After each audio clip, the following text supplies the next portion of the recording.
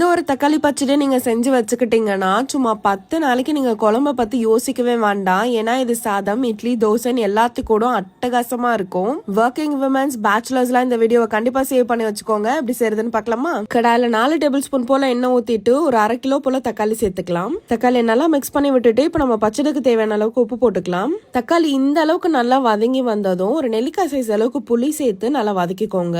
இந்த ஸ்டேட்ல ஆஃப் பண்ணிட்டு நம்ம ஒரு மிக்ஸி ஜாருக்கு மாத்தி அரைச்சு எடுத்து வச்சுக்கலாம். இப்ப தாளிப்புக்கு கடாயில நல்லா ஒரு 2 குழிக்கரண்டி அளவுக்கு நல்லெண்ணெய் ஊத்திக்கோங்க. ஒரு ஸ்பூன் கடுகு பொரிஞ்சதும் 1/2 ஸ்பூன் போல வெந்தயம், 1/2 ஸ்பூன் போல சீரகம் சேர்த்துக்கலாம். 5 காஞ்ச மிளகாய், ஒரு கொத்து கருவேப்பிலை, ஒரு கைப்பிடி அளவுக்கு பூண்டு சேர்த்துக்கோங்க. இப்போ ஆஃப் பண்ணிட்டு ஒரு 2 டேபிள் ஸ்பூன் போல வெறுமிளகாய் தூள் சேர்த்துக்கலாம். நல்லா மிக்ஸ் பண்ணிட்டு திருப்பி ஸ்டவ் ஆன் பண்ணிட்டு நம்ம அரைச்சதை சேர்த்துக்கோங்க. மீடியம் ஃபிளேம்ல வச்சுட்டு நல்லா மிக்ஸ் பண்ணிக்கலாம். இப்போ லோ ஃபிளேம்லயே வச்சுட்டு நல்லா எண்ணெய் பிரிஞ்சு மேல வந்ததும் ஆஃப் பண்ணிடுங்க. அவ்வளவுதாங்க, ஒரு சூப்பரான தக்காளி பச்சடி ரெடி. கண்டிப்பா ட்ரை பண்ணுங்க. மறக்காம நம்ம பேஜ் ஃபாலோ பண்ணிக்கோங்க. பாய்.